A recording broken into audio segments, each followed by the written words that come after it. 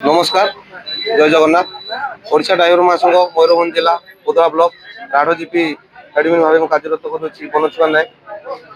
ଆପଣ ଦୀର୍ଘ ଜାଣିଥିବେ କେତେ ବର୍ଷ ଧରିକି ଆମର ଏ ଯୋଉ ଡ୍ରାଇଭର ମହାସଂଘ ଆଜି ରାଜରାସ୍ତାକୁ ଓହ୍ଲେଇଛି। ବାରମ୍ବାର ଠକି ଚାଲିଛନ୍ତି ଆମର ଏଇ ସରକାର। ଯେତେବେଳେ ନବୀନ ସରକାର ଥିଲେ ସେତେବେଳେ ଆମର ବର୍ତ୍ତମାନ କାର୍ଯ୍ୟରତ ଥିବା ଆମର ମୁଖ୍ୟମନ୍ତ୍ରୀ ମୋହନ ସରକାର ସେ ସେତେବେଳେ ବିଧାୟକ ଭାବେ କାର୍ଯ୍ୟରତ କରୁଥିଲେ। ସେ ସେତେବେଳେ ଆମର ଏ ଡ୍ରାଇଭର ମହାସଂଘ କଥା ନେଇ ବିଧାନସଭାରେ ଆଲୋଚନା କରିଥିଲେ। କିନ୍ତୁ ବର୍ତ୍ତମାନ ସେ ଆଜି ମୁଖ୍ୟମନ୍ତ୍ରୀ ଭାବେ ହେଇସାରିଲା ପରେ କିଛି ଆମର ଡ୍ରାଇଭର ମହାସଂଘ ପ୍ରତି କର୍ଣ୍ଣପାତ କରୁନାହାନ୍ତି, କିଛି ଶୁଣୁନାହାନ୍ତି। ତେଣୁ ମୁଁ ଅନୁରୋଧ କରୁଛି ଯେ ମୋହନ ସରକାର ଆପଣ ଯେ ସେତେବେଳେ ଆମ କଥା ଶୁଣୁଥିଲେ ଆଜି ସିଂହାସନରେ ବସି ସାରିଲା ପରେ ଆମ କଥା ଆପଣଙ୍କୁ ଶୁଣାଯାଉନି ନା ଶୁଣିକି ଅଶୁଣା ଭଳିଆ ହଉଛନ୍ତି।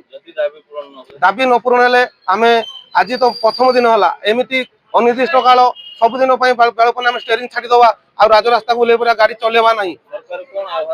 ସରକାରକୁ ଆମେ ଆହ୍ୱାନ ଦଉଛେ ଯେ ସରକାର ଆମ କଥା ଯଦି ମାନି ନିଅନ୍ତି ତାହେଲେ ଆମର ହସ୍ପିଟାଲ ଡାକ୍ତରଖାନା ଥାନା ଯଦି ଲୋକ ସମସ୍ୟା ସ୍କୁଲ ପିଲାମାନଙ୍କ ପାଇଁ ସମସ୍ୟା ଯାହା ହଉଛି ତାହାର ସାଙ୍ଗେ ସାଙ୍ଗେ ମାନେ ଠିକ ଠାକ ହେଇଯିବ। ଯଦି ନ କରିବେ, ଯଦି ସରକାର ଆମ କଥା ନ ଶୁଣିବେ ତାହେଲେ ଏଇଭଳି ଆମେ ଆହୁରି ଅନିର୍ଦ୍ଦିଷ୍ଟ କାଳ ଆମେ ଷ୍ଟେରିଂ ଛାଡ଼ ଆନ୍ଦୋଳନ କରିବୁ।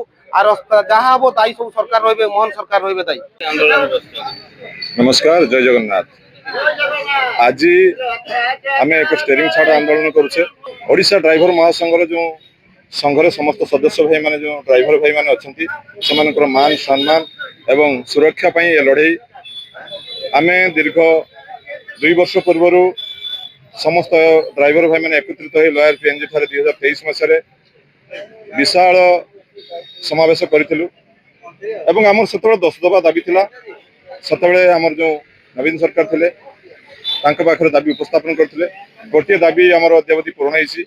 কিন্তু 1.5 মাস পরে যে নূয়া সরকার আসলে তাঁকু আমি লয়ার পিএনজি ঠারে শান্তিপূর্ণ ধারণা দিয়ে দীর্ঘ 6 দিন করে 100, 200, 300 এমতি অল্প অল্প মুখ্য যে এডমিন ভাই মানে অনেক সেই ভাই মানে যাই সেটি একত্রিত হয়ে ধারণার বসলে।